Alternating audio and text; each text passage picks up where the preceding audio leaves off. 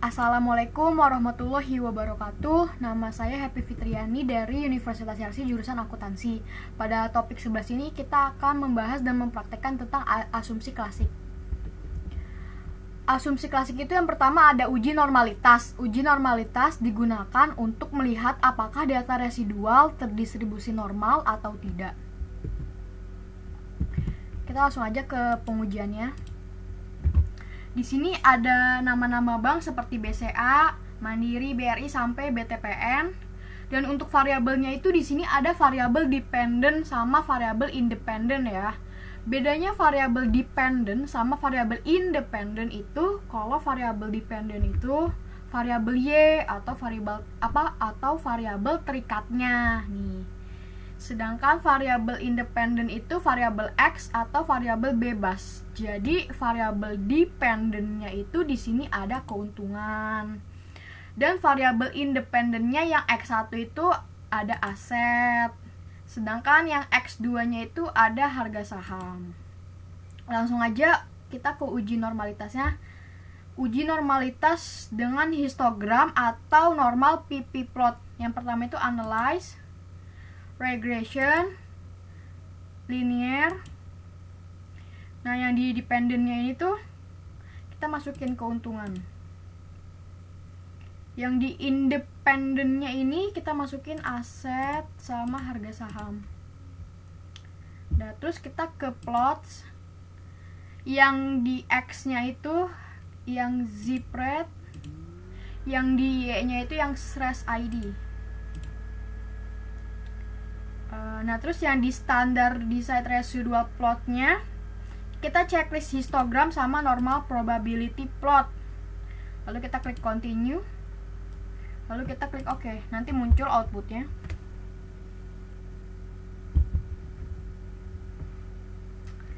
Nah, kita langsung aja ke chart histogramnya.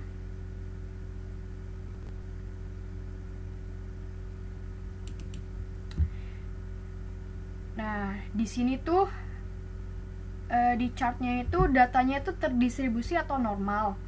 Cara lihatnya itu nih kan ada kayak gini nih.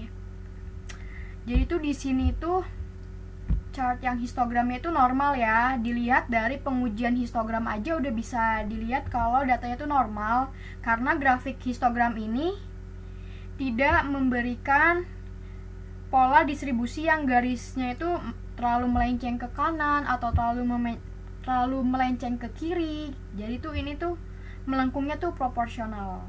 Jadi ini bisa dibilang normal. Nah, kita langsung ke normal PP plot. Nah, di sini untuk yang normal probability plotnya itu di sini kan ada titik-titik nih. Nah, titik-titiknya itu mengikuti sepanjang garis diagonalnya. Diagonalnya tuh yang ini nih.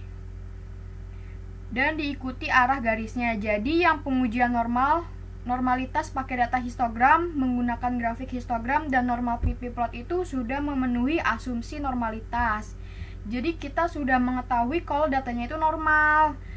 Kalau misal titik-titiknya itu menyebar nih jauh, misalkan ada yang di sini, ada yang di sini, pokoknya jauh lah dari garis diagonalnya itu, maka kita bisa disebut itu sebagai data outlier. Nah, ini kan pengujian normalitas 1 ya. Selanjutnya menggunakan uji one sample KS.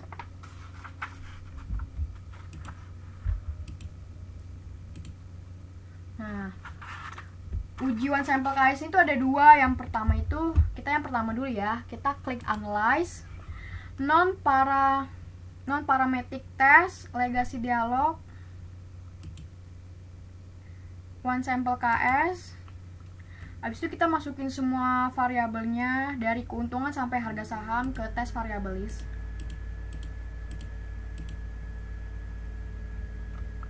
Nah, terus tes distributionnya itu checklist yang normal ya. Lalu kita klik OK. Nah, ini outputnya udah keluar ya. Yang n-par test, one sample, Kolmogorov, Smirnov test. Kita lihat hasilnya itu di bagian assume to tell. Dilihat per variabel per variabelnya itu contoh harga saham nih, harga saham. Itu kalau misal nilai ASIM itunya udah di atas 0,05, itu berarti sudah terdistribusi normal. Ini kan di atas 0,05 ya, nih ya, variabel harga saham. Terus aset juga, keuntungan juga kan di atas 0,05, itu berarti sudah terdistribusi secara normal. Yang kedua itu pengujian kedua one sample KS. Kita ke baik lagi, pakai data residual. Jadi kita bikin dulu nih residualnya itu. Caranya klik analyze, regression, linear. Nah, terus yang di save-nya itu kita checklist bagian unstandardized di residual ya. Lalu kita klik continue.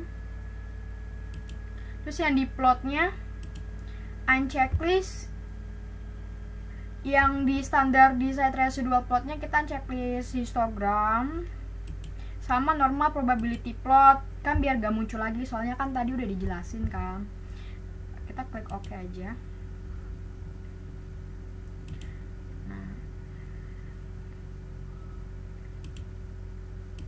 Nah, ini di data view-nya itu udah ada res 1 ya, res 1 atau unstandardized. Udah ke compute lah. Lalu kita klik analyze. Analyze, terus ke non parametric test, legacy dialog, one sample KS. Nah, di tes variable listnya itu kita balik-balikin dulu nih semuanya, keuntungan, aset, harga saham. Lalu kita masukin yang tadi tuh yang unstandardized res 1 itu. Cuma masukin ini aja ke tes variable list. Nah, tes distributionnya masih sama ya, masih normal. Habis itu kita klik OK.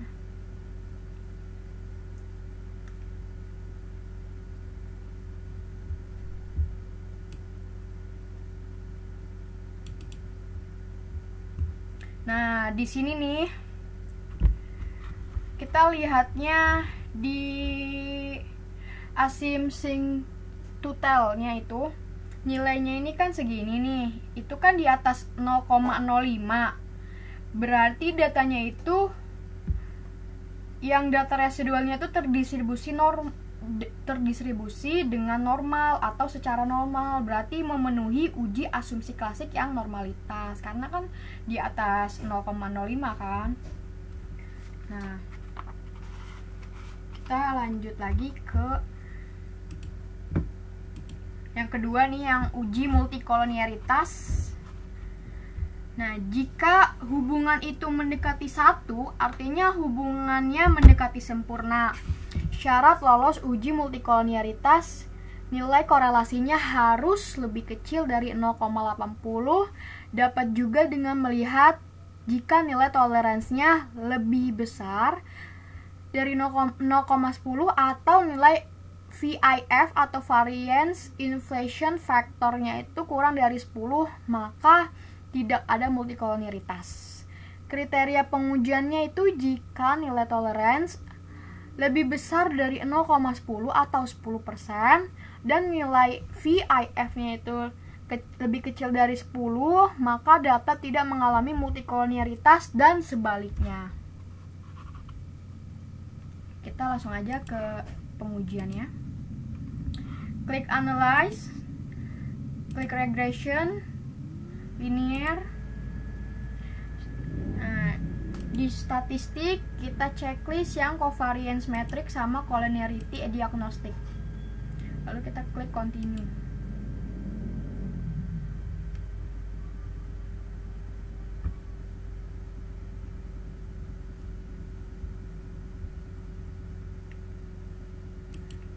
Biar variabel res 1-nya itu nggak masuk lagi, kita unchecklist yang di save di residualnya, yang unstandardized ini kita unchecklist, lalu kita klik continue, lalu kita klik OK, nanti muncul outputnya.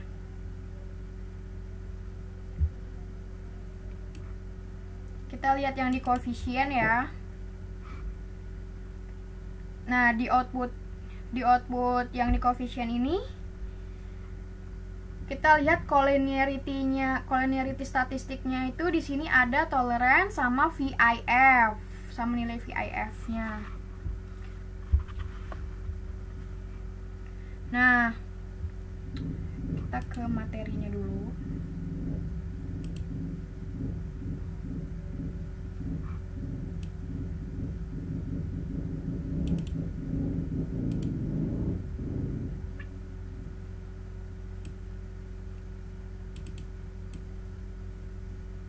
Kelihatan nggak sih ya?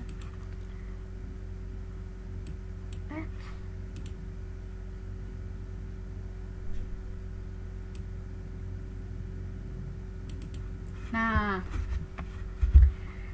di sini untuk variabel aset nih, yang variabel aset dan harga saham itu kebetulan nilainya sama nih ya. Tuh, kebetulan nilainya sama kan, toleransi sama VIF-nya tuh sama.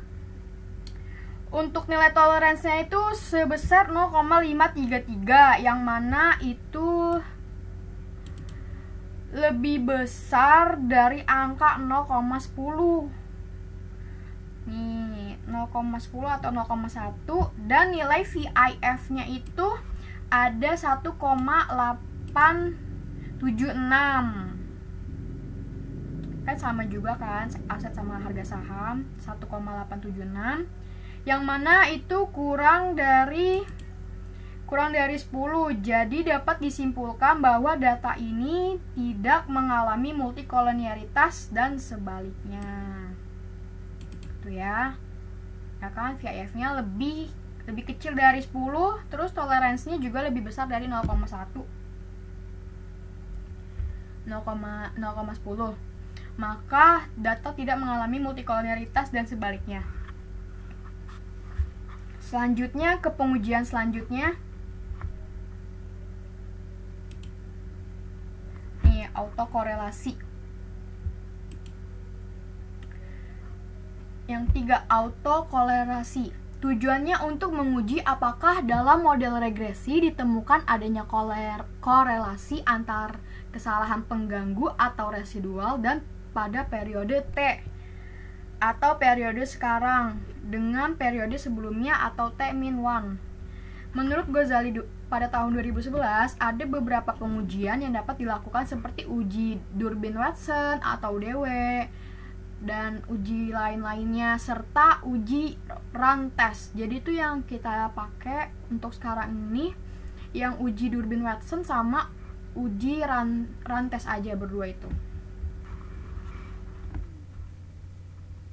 Nah, yang uji Durbin-Watson-nya ini kita ke SPSS. Caranya tuh klik analyze, regression, linear. Nah, kita klik statistik. Di residualnya itu kita checklist Durbin-Watson. Kan kita ujinya mau satu-satu ya, biar paham dulu. Jadi kita uji Watson dulu. Lalu kita klik continue, lalu klik OK.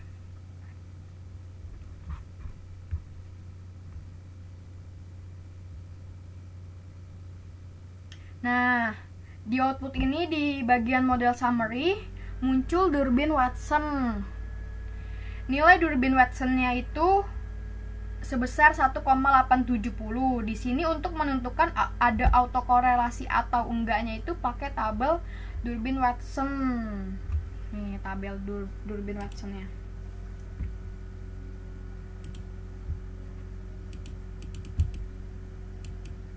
Nih, tabel Durbin-Watson-nya yang alfanya sama dengan 5% atau signifikasinya sama dengan 5%. Nah,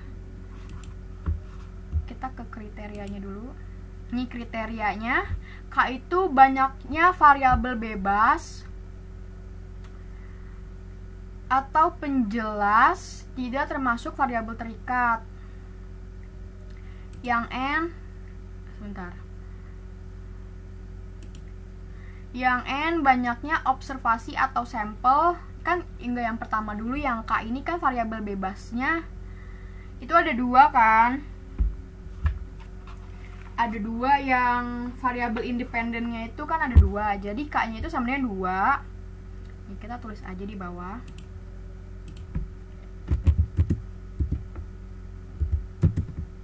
Sama dengan 2. Habis itu N-nya banyaknya observasi atau sampel ini. Yang dari Bank BCA sampai BTPN itu kan ada 10 sampel nih. Berarti N-nya itu ada 10. Nih, kita tulis aja.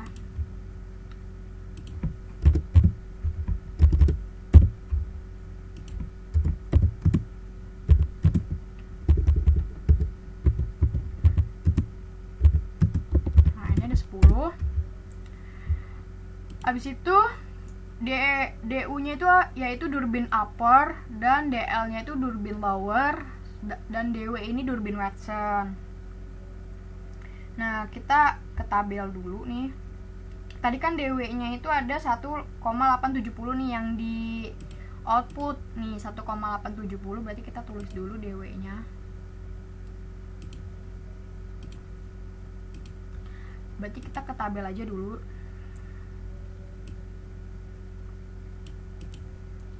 Nah, kan tadi itu K-nya itu yang variabel independennya kan 2 nih. Berarti ini dong 2 sama N-nya itu 10. Nah, berarti DL-nya itu ada 0,6972 dan DU-nya itu ada 1,6413.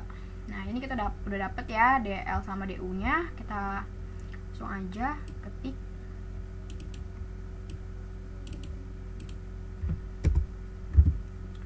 DU dulu.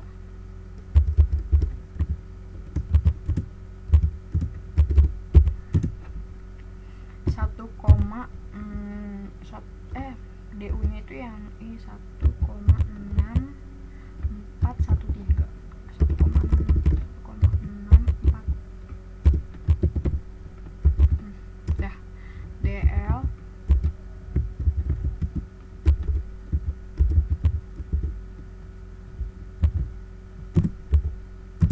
DL-nya itu tadi yang 0,6972.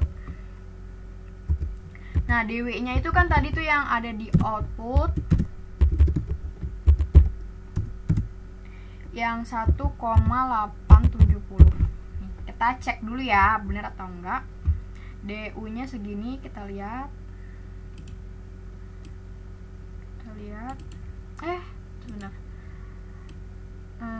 Kita lihat nih, DU-nya ya benar, DL-nya 0,6972. Oke. Udah benar, kita ketik udah benar. Yang di output juga kita lihat nih 1,870 ya. 1,870 udah benar. Nah, dan ya, jadi kita langsung ke nih, uji autokorelasinya. Kriteria pendeteksian autokorelasi dengan durbin Watson. Yang pertama itu ada autokorelasi positif. Nah, ini kita coba-coba aja nih. Ini kita kan ada 3 kriteria nih. Coba kita coba yang ini nih, yang ini ya. Yang DW lebih besar daripada DU. Nah, kita lihat dulu tadi. Nih, bentar. Kita pakainya kan yang ini.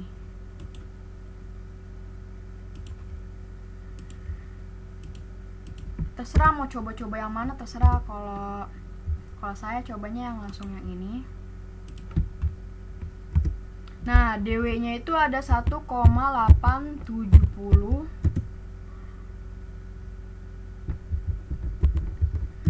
Nah, DU-nya itu ada 1,6413. Nah, bener gak DW-nya itu lebih besar daripada DU? Kan 1,870 itu lebih besar daripada 1,6413. Kan benar ya. Jadi kita ke sini. Jadi tidak terdapat autokorelasi positif. Jadi itu jawabannya. Nah, kita langsung ke auto korelasi negatif nih. Coba kita langsung yang ini nih, yang ini boleh dicoba-coba ya, mau yang kriteria 1 dulu atau langsung 3, boleh, terserah.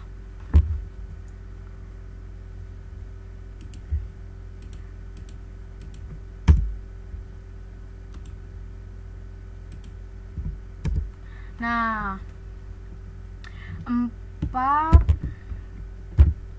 minus DW nya itu berapa? 1,870. DU nya ada 1,6413. Nah, 4 dikurangi 1,870 itu sama dengan 2,13, 1,6413. Bener gak? 2,13 itu lebih besar daripada 1,6413. Bener kan? Artinya itu tidak terdapat autokorelasi negatif. Nah, jadi data yang kita uji ini tidak terdapat masalah autokorelasi baik yang positif maupun yang negatif. Ini kan baru yang Durbin Watson ya. Selanjutnya itu ada yang Rantes pada data residual tadi nih. Yang pada data residual yang kita udah bikin tadi itu yang res 1 ini. Jadi tinggal dimasukin aja caranya. Klik analyze, non parametric, tes, legacy dialog.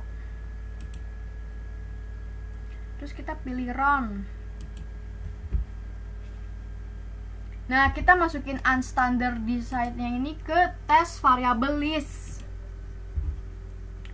Habis itu yang cut point-nya masih yang median ya. Lalu kita klik OK.